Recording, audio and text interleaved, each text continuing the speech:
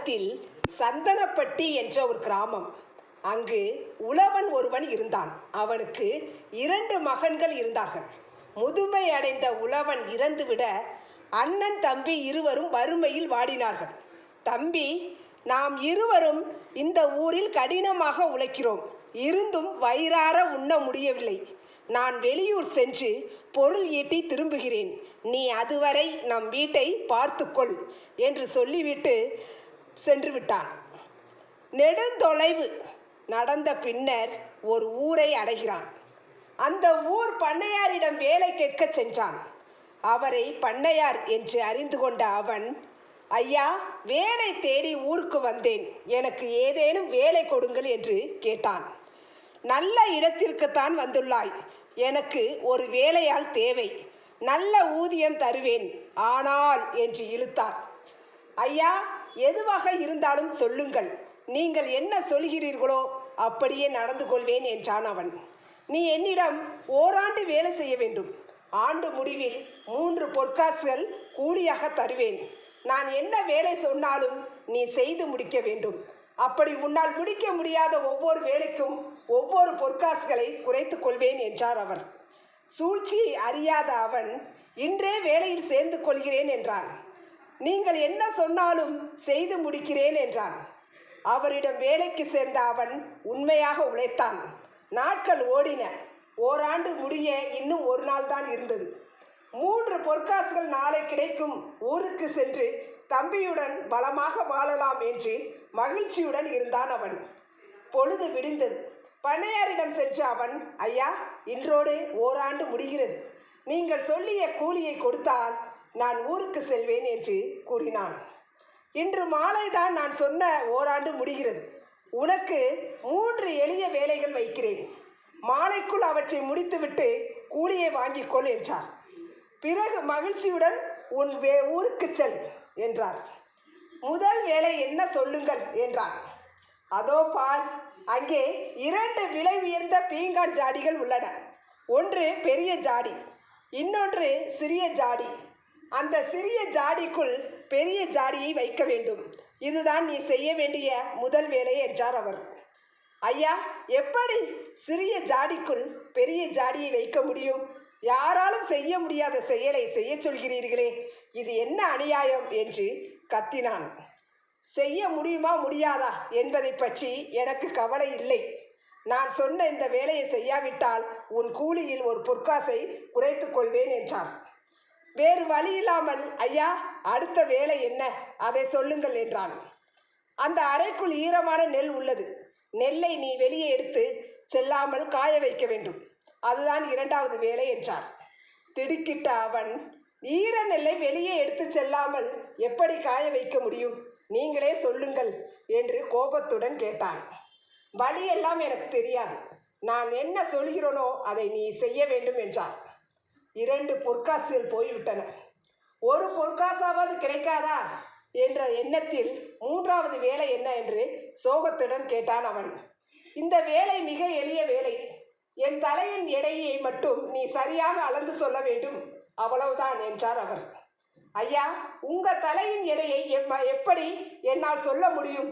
ஓராண்டு உங்களிடம் உண்மையாக உழைத்தேன், என் மீது இரக்கம் காட்டுங்கள் என்று கெஞ்சினான் அவன். நான் சொன்ன 3 வேலைகளை நீ செய்யவில்லை. ஒப்பந்தப்படி உனக்கு தர வேண்டிய 3 பொற்காசுகளை நான் தரமாட்டேன். போய் வா. இனி நீ கெஞ்சுவதாலோ அழுவதாலோ என் உள்ளம் இறங்காது என்று கண்டிப்புடன் சொல்லிவிட்டார்.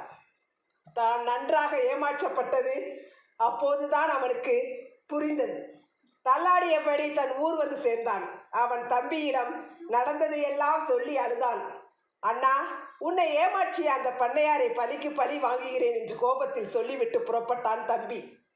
அண்ணன் வேலை பார்த்த அதே ஊரை அடைந்தான். பண்ணையாரை சந்தித்த அவன், ஐயா, நான் வெளியூர் வேலை தேடி இங்கு வந்தேன், ஏதேனும் வேலை கிடைக்குமா என்று பணிவுடன் கேட்டான். ஏமாளிக்கு உலகில் பஞ்சமே இல்லை.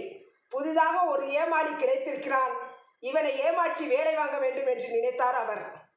எனக்கும் உன்னை போலவே ஒரு வேலையாள் தேவை. நீ என்னிடம் ஓராண்டு வேலை செய்ய வேண்டும்.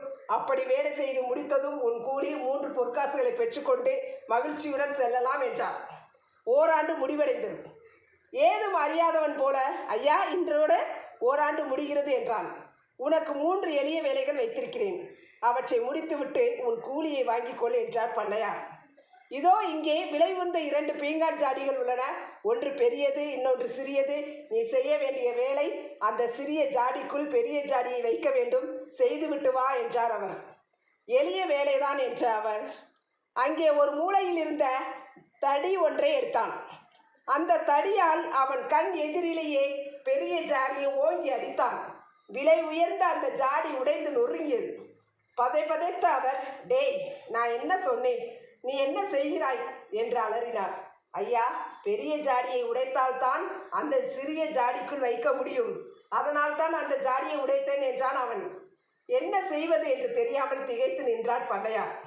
ஐயா, நான் செய்ய வேண்டிய 2வது வேலை என்ன என்று பணிவுடன் கேட்டான் அவன்.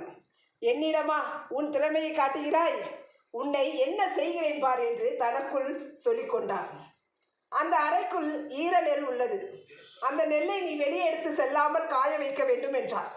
இதுவும் எளிய வேலைதான் என்ற அவன் அந்த வீட்டு கூரையின் மேல் ஏறி கூரையை பிரித்து கீழே தள்ளத் தொடங்கினான். இதை கண்டு பதறிய அவர், டேய், கூரையை பிரித்து ஏன் வீட்டையே நாசமாக்குகிறாய்?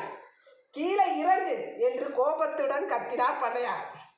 ஐயா, அறைக்குள் இருக்கும் நெல்லையை காய வைக்க சொன்னீர்கள். கூரையை பிரித்தால் தானே கதிரவன் ஒளி நேராக அறைக்குள் படும், அங்கிருக்கும் நெல் காயும். அதனால் தான் கூரையை பிரித்து எரிகிறேன் என்றான். ஒவ்வொரு முறையும் வேலை இடுகிறீர்கள், அதை நான் செய்து முடிப்பதற்குள் நீங்களே தடுத்து விடுகிறீர்கள். இந்த முறையாவது முழுமையாக செய்ய விடுங்கள் என்றபடியே கூரையை முழுவதுமாக பிரித்து எறிந்தான். அந்த வீடு கூரை இல்லாமல் குட்டி சுவரை போல் காட்சியளித்தது. சரியான அறிவாளியிடம் மாட்டிக்கொண்டோமே என்ற உண்மை அப்போதுதான் அவருக்கு புரிந்தது. நான் இடும் 3வது வேலை எந்த கொம்பனாலும் செய்ய முடியாது. இவன் ஏமாற்றம் அடைவதை பார்த்து நாம் மகிழ வேண்டும் என்று நினைத்தார். என் தலையின் எடை என்ன? நீ அதை சரியாக சொல்ல வேண்டும். இதுதான் நீ செய்ய வேண்டிய 3வது வேலை என்றார் அவர். கடினமான வேலையாக இருக்கும் என்று நினைத்தேன், ஆனால் இது எளிய வேலைதான், எளிமையான வேலைதான் எனக்கு கொடுத்திருக்கிறீர்கள் என்று தோட்டத்திற்கு சென்றான். பெரிய பூசணிக்காய் ஒன்றை பறித்தான். அதை தூக்கி கொண்டு உள்ளே வந்த அவன், உங்கள் தலையின் எடையும் இந்த பூசணிக்காயின் எடையும் ஒன்றுதான். இதோ தராசு உள்ளது, இதில் ஒரு தட்டில் பூசணிக்காயை வைக்கிறேன், இன்னொரு தட்டில் உங்கள் தலையை வெட்டி வைக்கிறேன். 2ம் சமமாக இருப்பதை நீங்களே பார்க்கலாம் என்று சொல்லிக்கொண்டே கையில் கத்தியுடன் அவர் தலையை வெட்டுவதற்காக வந்தான். ஐயோ, இவனிடம் நன்றாக மாட்டிக்கொண்டனே, என் தலையை எடுக்க மாட்டான் போல, என் தலையை எடுத்துருவான் போல என்று நடுங்கினார் அவர். இறக்கப்பட்ட அவன், இனிமேலும் ஏழை எளிய மக்களை ஏமாற்றுவதை விட்டுவிடுங்கள். எனக்குரிய 3 பொற்காசுகளுடன் என் அண்ணன் ஏமாற்றிய எடுத்துக்கொண்ட அந்த 3 பொற்காசுகளையும் சேர்த்து கொடுத்து விடுங்கள், உங்களை உயிருடன் விட்டு விடுகிறேன் என்றான் அவன். 6 பொற்காசுகளை அவனிடம் தந்தார். அவர் வெற்றியுடன் அங்கிருந்து புறப்பட்டான். அவன் பண்ணையாரும் அன்றிலிருந்து மற்றவர்களை ஏமாற்றுவதை விட்டுவிட்டார். இதிலிருந்து என்ன தெரியுது அப்படின்னா, மற்றவர்களை ஏமாற்றக்கூடாது.